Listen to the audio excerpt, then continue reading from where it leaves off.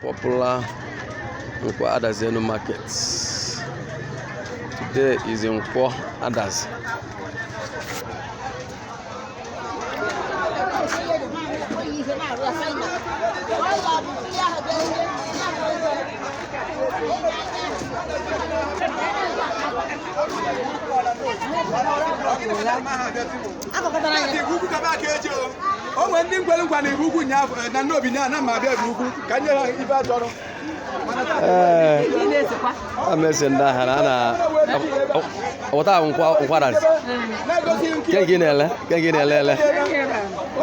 Onions. Ndị nọ n'ihu bụ ndị Ego Christi. Ndị nọ n'ihu bụ ndị Ego Christi TV. Yeah, TV. Ego Christi Youth Movement International TV. So I bịa ka anyị mara ka Adazenu si azụ nkwọ. So ka ekunu si azụ ka afa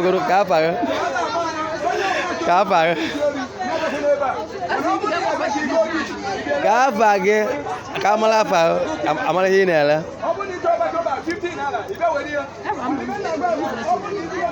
Okay, Uje si na Juliana ma kaza afa nka. Chiye nkoke na nkoke nke na wacha. Osi oponka yes Mosi yes. So ga wanu anazukwo. Otu a na-enwe anọ na COVID-19. Omekezu ome affect ayo n'azụ.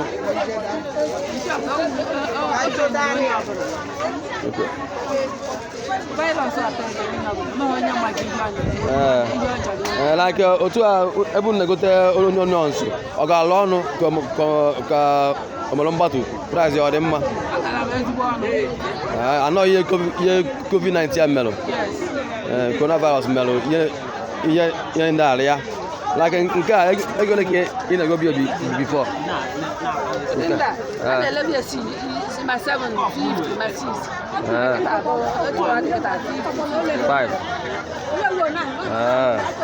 So na ogo si na o mara fet na ahịa hinne.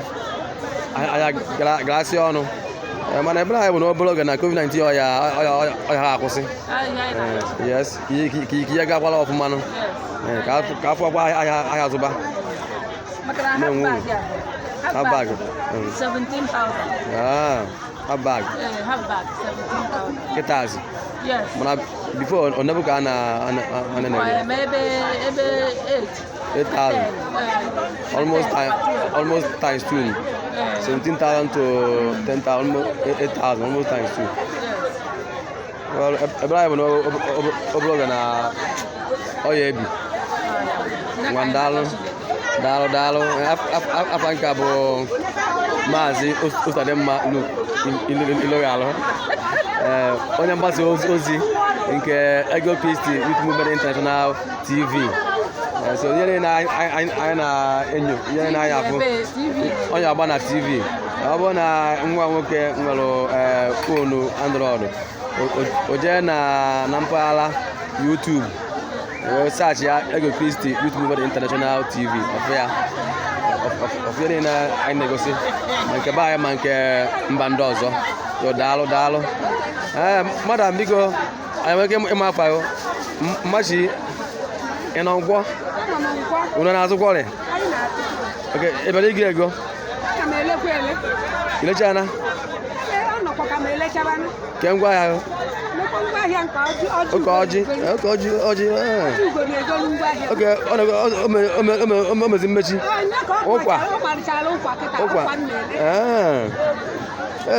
ọ na-abụ na ọ kwụrụ asị nka ngonu nke mmeri amana ọgwụna ọgwụya ile chacha enu aka nsawa nke aja ọzọ ozugbo na kwuchukwu okwu apụta ọdụga ekwuchara okwu ọsarazi akwa eze ka ego na-esi efe COVID-19 na ihe ya na-ewusi isi coronavirus onye unu nso ka ego si aga na be anyị ka nkwọba ya ọ nakwa azụlị.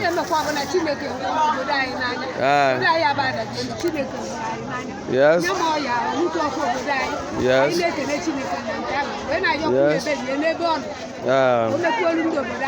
Yes. Yes, yes. Mba akere juna.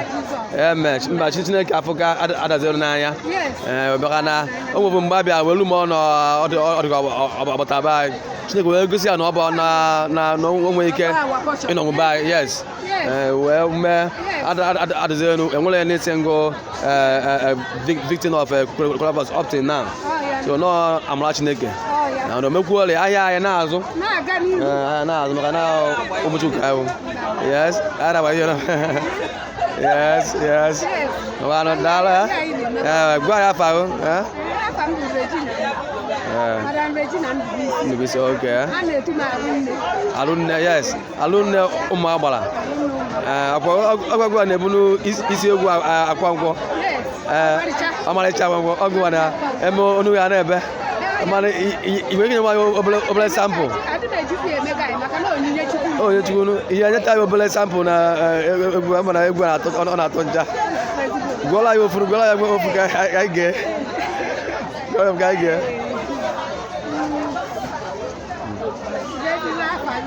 O stade mma look ilo yala.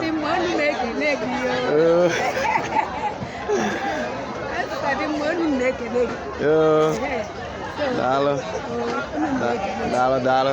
Mba, ụbọchị ọzọ unu ebutegwu anyị abịa maka ndị nọ n'ihu bụ ndị Ego Christi Youth Movement International TV. Ụbọchị ọzọ unu ya agụ egwu anyị abịa ka anyị sekwuo unu gosi ụwa ka egwu ọmarịcha dị. Maka na even na 26 Disemba ọ yabana mkpọtụ akwụkwọ dị anyị bụkwa ya apụpụ wepụta ọgbọnụ amara ka anyị na-adụ ngwa ndị eme isi n'ike.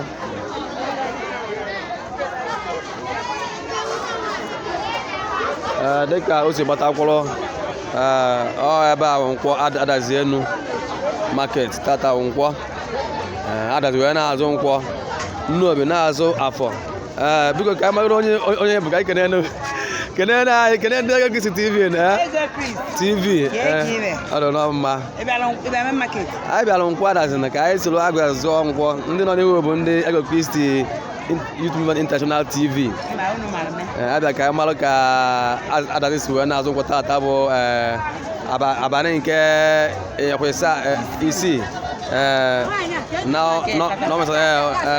6th of August 2020.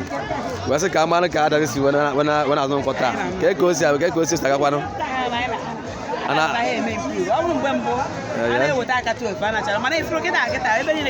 Nkịta na-akụnụ wee bido Chineke wee buru ụzọ. Yes. Nkịta almost ebe after 1 abịa kototu anya ka dị edu dịka ya eri ya mba enwere improvement. So ka coronavirus a na-ewu na COVID-19 a ọ metụrụ anyị affect otu ahịa anyị nọkwa na-azụsi ike despite ihe mmenụ ọ dịka nwere any effect or not, nwere any positive effect ka pati anyị kene ego onye agụrụ anyị kene ego ndị Ego Christi na-ekene ego ndị eme daalụ oke ego ajụjụ adịghị oke ihe afọ ya ọ dị ya. Yes. Mba ka nzipụ ahịa ma ọ kwakwu ahịa na-azụzi ọ bụ ma na nkwụ ichekwana ka ọ dị mgbe nwa ancha bụ aka ochu maka na COVID-19 ndị ọzọ na-ebe akwa na na-ada aba anyị ọ dịkwa mezi be anyị mbunitere ihe dịba. Yes. That is n'otu. Yes. Digo mgbe na-anya afọ anyị ọnụ and anyị ma na ịbụ ezigbo onye apụga egwe na anyị. Yes. So Anocha Yuawa, yes. United Anambra Women Association, yes, Yuawa, yes. Mba anyị na-ekene anyị na-ekenekwana na onye isi gburugburu bụ Honorable Chinedu Obidigwe. Egbe agbara anyanwụ. Yes, ọ ya gazi maka na onye ọbụla na-echere ndị mmadụ ezigbo echiche ma youth ma nne na nna ọ ya na-agazi ebere anyị n'isi Chinedu Obidigwe onye isi ndị Uwawa na sekretarị ha bụ Felicia na sekretarị Ngozi Biye na ọ ya jigide asọfrọ bụ jesnet wee chee na-aga ihe ọ na-ahazi ewe na-aga yes ndị anọcha wee na-ekpere ekpere ekene ihu so ka ekpere n'isi ndị Ego Kristi TV yes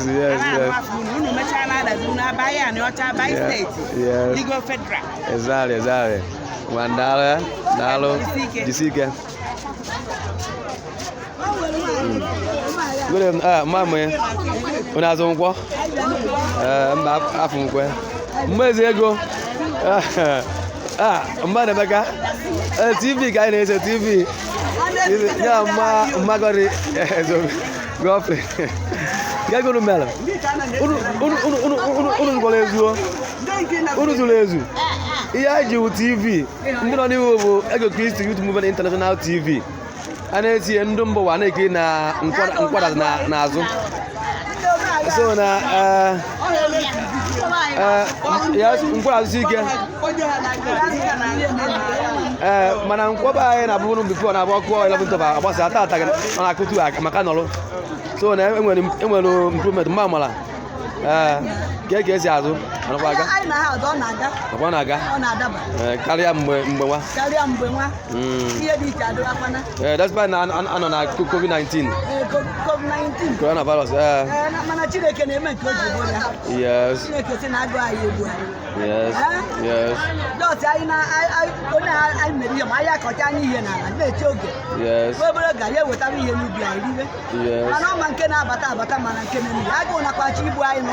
mana Chineke ya eme ndị na-ọrụgo mgbago na-agbata ha eburu na-agbata na agụ anyị ebunu unu bụ mgbe ndị be anyị bi obodo oyibo a na-adazie n'industry abataba bute ihe ekebe villages ka ndị chọrọ na-eri ihe yes ọzọ ka ya abịa na Jizọs ọzọ ya abịa biko yes biko gwa ya afa ọnụ okay alụ anụ eme nwa afọ agbawo onwe Bezi Obi ya mba afịa na ahụ ọmụta ọcha mba afọ ugwe